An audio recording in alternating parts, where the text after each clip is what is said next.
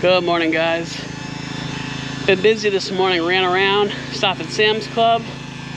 We just renewed our membership, so we went there, picked up a whole bunch of stuff. Well, not really a whole bunch of stuff, but for the price, it seemed like a whole bunch of stuff. And then I stopped at Tractor Supply. I filled up our 20-pound propane tank for the RV. That's our portable tank. That way we don't have to keep draining the RV tank, bringing it somewhere to get refilled, and then bring the whole RV back. Instead, we just bring that 20-pound propane tank. It's a lot easier. And then we also stopped at Love's. I gassed the truck up, dumped some garbage that I had, and we filled up our 55-gallon water jug, and now we're good to go for a little bit. So I'm taking that water, transferring it into our IBC tote. I don't know if you guys can see, we were quite low. The water level right now is right here. So that might be like 25, 30 gallons, not a lot. This whole thing holds 275 gallons, so it would take 6 of those things almost to fill us up. I want to get a couple more. I think I have like a 1,700-pound payload capacity in this truck, which is really nice. Each of these weighs, I want to say, around 400 pounds when they're full, you know, each 55-gallon jug. So realistically, I could probably put 3, yeah, well, maybe 4. Yeah, probably about 4, but I'd be pretty close to my limit, and I don't know if I want to put that much stress on the suspension and stuff, so I'd probably stick with 2. I think 2 is pretty safe. I try to push them all the way forward, that way it's on the axle, and it tries to disperse the weight a little bit on the front a little bit. That way it's not just hanging off the tail. But I got that draining, or transferring I should say. We also have our water bladder, which I've yet to use. Mainly because one time we used it for like a second, and Sam said she noticed like plasticky smell or taste. This is our water bladder. This holds 108 gallons and has a little, so you fill it here, and then it has a tip on the end, and that's how you drain it. But I don't know, the blue barrel is just so much simpler. You just throw it in, I tie it down with a ratchet strap, and it's good to go. So we're gonna get organized here. Sam is in the middle of, we bought like a whole bunch of chicken cutlets and stuff like that, so she likes to divide it up, cut it up, slice it, and she puts it in the freezer that way. So she's doing all the grocery stuff, I'm doing all the hard labor.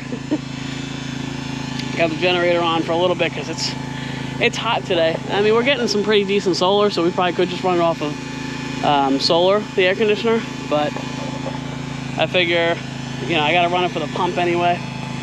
That way it's transferring, so if it's running, I may as well put the generator to full use and charge the batteries up even more, which they're almost full, and run the air conditioner. So we're gonna be here for a little bit. I don't know what our future plans hold and stuff. I know I am putting a little bit of money into this property. We're gonna be putting a well on, which is kind of expensive. The well is gonna sit right in this area right here, kind of like where that flag is. But if you can notice, this is probably the sunniest spot on my whole entire property, because the rest is kind of treed and very shaded. I would love to do a garden, but you know, it needs sun, and I don't know. I guess I kind of have to see how the well lays out first, and then we'll go from there. I'm hoping it doesn't take up too much space. If anything, this shaded spot, once it gets past this tree right here, this gets quite a bit of sun. And then in the summertime, obviously we get way more daylight. The sun sits a little bit differently. The sun kind of sits right here. It comes up this way rather than way over there. So I think it'll get way more sun because it's open. Sorry if I made you dizzy there. I made myself dizzy. But I think a little garden would do pretty good there. I have those peppers in the back over there, and they're slowly growing, and I think it's mainly because they're in pots and I don't have a lot of room to spread out, so I gotta see what I could do about that. I was thinking about maybe running to Home Depot one day and getting some 2x6s or 2x10s and making some flower beds, because if you guys can see, this ground right here is sand. There's no soil. It's all sand. I think the only thing you might be able to grow in it is like very few tropical plants, bushes, and like citrusy trees. The oranges and some apples, they love the sand, which I do plan on doing. But as far as like vegetables and stuff, it wouldn't work. They would die. Even I planted this, let me see, where'd it go? This is a lime tree, or a lime bush. I planted it along, I don't know, maybe maybe like a year and a half ago. And as you can see, it has not grown much. I do have one lime growing, and I'm very surprised I do, but it's there.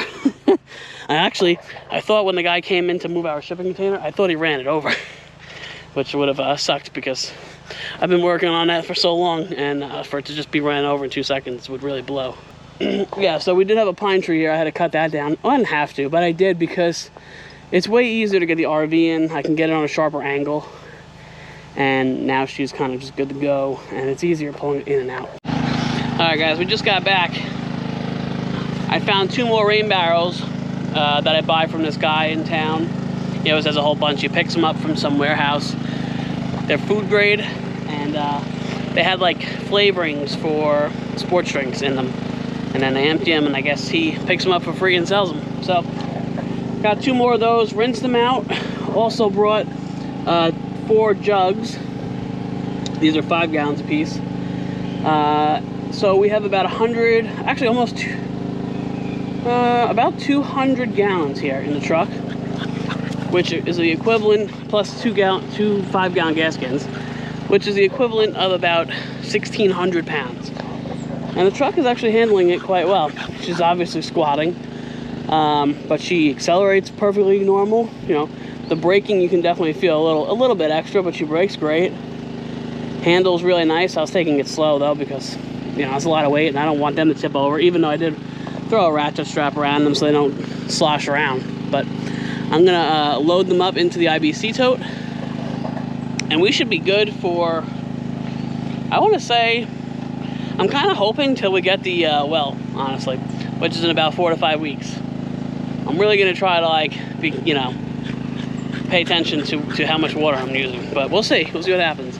There's already about 55 gallons in this, so we'll have 255 gallons of water, and I'll obviously let you guys know down the road how long that lasts us. But for now, I'm gonna get the pump out. I have a transfer pump. We're gonna hook it all up and get it in there. Guys, I'm almost at 100 subs on my channel. Link in the bio. Thank you, goodbye. Yeah. Yeah, Sam is doing really good on her channel. She's getting a lot of traction, so if you haven't already... I'm really surprised like how quick I'm going up. Yeah, so if you haven't already, check out her channel. Like she said, the link will be in the description below. I'm gonna go get this water out of the truck and give this truck some mercy. So just in case you guys are wondering what kind of pump we use, this is a Dutchmen 1/10 horsepower non-submersible pump. So what that means basically is I have another hose right here, and I open this up, I hook it onto here, I drop the hose in, and then it sucks it up from here. It'll transfer it and it pushes it through all the way into our IBC tote. We've had this pump for probably about a year and a half. It's a pretty good little pump. Pumps 320 gallons an hour.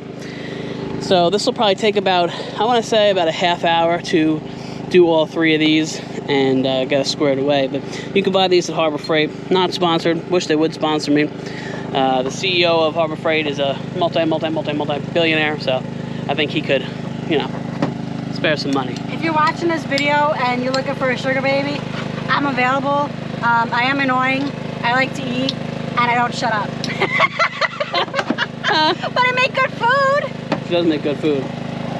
That outweighs all the bad. All right, let's get this water pumped. I don't know what else. I don't know what else to say. Ah! All right, guys, we are wrapped up with the water finally.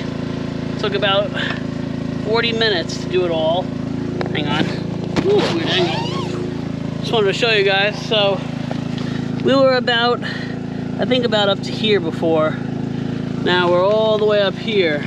The nice thing about these totes is it tells you how much you have.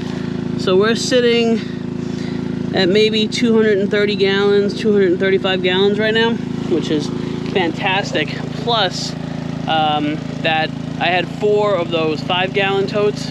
I dumped that right into the RV water tank. That way, there's no sense in transferring it into here and then into the RV.